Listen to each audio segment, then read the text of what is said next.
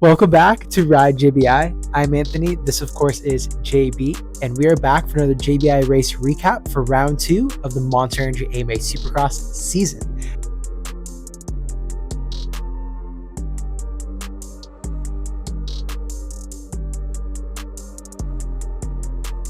We will kick it off by talking about the 450 class and talking about how Eli Tomac is officially back. Yeah, man, that was exciting to watch. I mean, anybody that's familiar with Supercross and been following it for a while is familiar with happened to Eli when he was about to clinch another Supercross championship and then having his Achilles injury. I'm excited. I'm almost lost for words right now because I'm psyched, man. What do you think to see him back in action? That was the first race in a while where it seemed like the level just kept going up and up. It kind of reminded me of two heavyweight boxers just throwing haymakers at each other. And it was a really high level race. I feel like both Jett and Eli just put a pace on the rest of the field that was almost unmatched. I mean, Cooper Webb, Ken Rocks, and even Hunter Lawrence, guys who would normally finish in the top 5, even on the podium, or even have a shot at the win on any given night, really just got dropped by those two. For them to not start up front, kind of make a couple passes early on in the race, and then finish with quite a large gap to third and beyond was quite impressive to me. And it really showed that these two guys are going to be in it to win it. And we all thought after Jett Lawrence's performance at Anaheim 1, the 12th place finish, that was really the race that he struggled the most at in his young professional Supercross career in the 450 class. In true Jett Lawrence fashion, just kind of just does what he does. And although he didn't get the win, he was right there. And I think for Jett Lawrence, a win is right around the corner. Yeah, indeed, man. And watching them kind of play a game of chess as they really pulled away, what really stood out to me was that sand corner being kind of instrumental in terms of where Jett would make up time. And I believe it was Eli coming around one lap, and I think Justin Hill was already on the outside line. So it kind of pushed Eli to take the inside. Whether he was going to do that already or not, I don't know. But I think that was a pretty determining area on the track towards the end of the race that allowed him to stay in first place. I think if he had gone wide one more time, there'd have been good opportunity for Jett to go inside and at least shut down his line and block him. Notable obstacles, as you point out, the quad, but most importantly, the quad to the inside line. Quad to the inside line is absolutely ridiculous because I don't know, tip to tip, I have no idea how many feet that quad is, but it had to have been in the ballpark of 80 plus feet, I want to say at least. And to make the inside after that is just absurd because as soon as you land, you're pretty much on the brakes. And I get these guys have factory transmissions and special gearing for these tight supercross tracks, but nonetheless, to just jump that amount of feet and then stop within just a handful of feet after that and then make the triple after is just out of this world. So these guys are just on another planet. And speaking of the track, I saw Justin Hill one lap double on the inside of the sand, which I wish I got that on film because I was actually there in person. And I don't know if the broadcast actually got this or not, but it was absolutely ridiculous to see someone double that to the inside because I had no idea that would even be possible or even think that would be possible. And there goes Junior Hill just going out and doing things that we all know he can do on a bike, but just shocks us. The creativity of riding really oozes from the Hill family, whether it's on the track, out in the hills. It is just fun to watch them ride and see how they not interpret a track, but I guess their perspective on the track of what's doable because it's very creative. What do you think of Cooper Webb? Started out front, led the race for a little bit, but then eventually slid back to the third spot and was almost in fourth place. Ken Roczen put a lot of pressure on him, especially later in the stages of the main event. But ultimately held on to that third place podium spot. For Cooper, he looked visually frustrated up on the podium. Man, I hope he's taking it as a positive outcome because, I mean, compared to A1, he got fourth.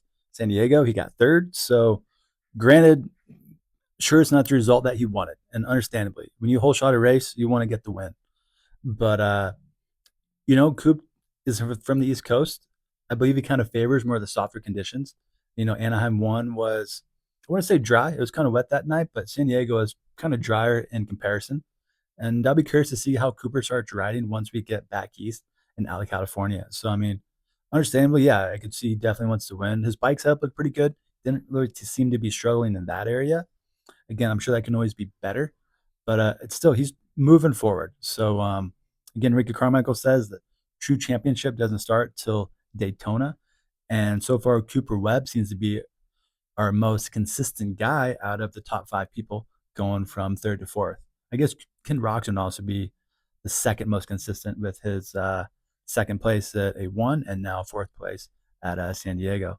So, I mean, yes, maybe they're not winning the race, but they're still right there in contention with the first 2 rounds in, and they haven't put themselves out of the race. Speaking of out of the race, Chase Sexton wasn't on the screen for much of the broadcast or even on my eyes up in the stands of the stadium. But when I looked at the results sheet just before we started recording this episode, I was like, man, Chase Sexton worked his way all the way through the field to, I think, 6th place. And that was an absolutely stellar ride because he was dead last. You win your championships on your bad nights. And I feel like for Chase Sexton, if a 5th place or 6th place is a bad night, then you're off to a good start. If him and Eli have the capability to let the gate drop and let everybody go, and then still manage a 6 or almost a top 5 finish, that's a pretty strong mental game I feel like you have in terms of what it says to your competitors and also what they're feeling probably on the inside of what they can do. So yeah, I mean, I watched that clip a few times, and I'm curious if maybe AP caught him off guard with him going on the inside, and it made Chase kind of check up, and that lost his momentum or concentration in the corner, or if it's just kind of a mistake on his part, and then AP got caught up in him because Chase had not exited the corner yet, as AP expected him to. So bummer to see that because it's pretty obvious Chase was probably pretty close to their speed, or at least might have been a contender for the first opening laps of the race. And eventually we're going to get those top 5 guys all up on the wheels, nobody going down, and we're going to have just a brawl till the checkered flag. But yeah, I mean, bike setup looks good. So, man, I want to just see more of Chase and the top guys get after it. To touch on the Honda stuff, I don't know if I buy in too much about the Honda bike being off. Whether they did that much work in the week the week they had of practice, or if it's just that much of a bad night at A1. But the Honda boys looked good. So again, I think that kind of can write off any major bike issues that they're having and more of just a tough night. And then again, last year, Chase wasn't too happy with his bike. Verbally, coming from him. This year, he seems in a much better place. So again, we talked about that on the first broadcast, that the bike has to be better from last year. And Chase looks better than last year as well. Yeah, he looked amazing qualifying. I'll put a clip of him just absolutely shredding in San Diego. It looked like he was not only comfortable, but he was really pushing the pace as well. And it didn't seem like the bike was doing anything weird. But at the same time, I also have a hard time critiquing the pros bikes because all these guys, they know how to ride and they have really good technique. So it's hard to visually sit from the TV or watch behind the TV or sit in the stand and say that guy's bike isn't working too well. But then again, for Chase, it didn't look like anything. It didn't look like the bike was stepping out or it was diving too hard into the corners or anything like that. He could really manhandle that bike. And I think we're getting that 2022, maybe even 2023 Chase Sexton speed back here in 2025. So I'm super excited to see if he can kind of bounce back in the sense of he won Anaheim, then he was 5th or 6th. Then let's see if he can get back up on the podium or even another win and be the first 2-time winner in the 2025 season. Dude, really good point on that. Because you were spot on. A pro can make a bad setup bike still look good just because of how good they are and how good their technique is.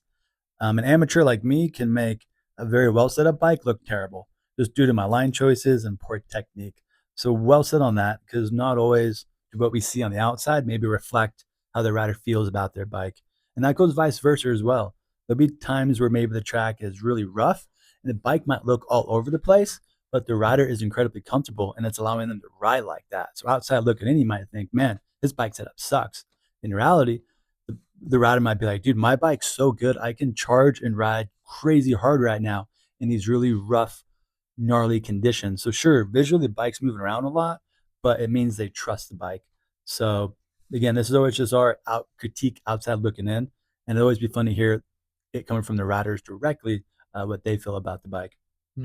Well, comment below your thoughts on any of the bikes, the races itself, or what you think the podium will be in the 450 class at Anaheim 2 in just a few days' time. Thank you guys for tuning in to our episode 2 of our Monster Energy AMA JBI race recap series. This is for San Diego, the 450 class. We will also have a 250 class up on the Rad JBI Spotify channel and YouTube as well.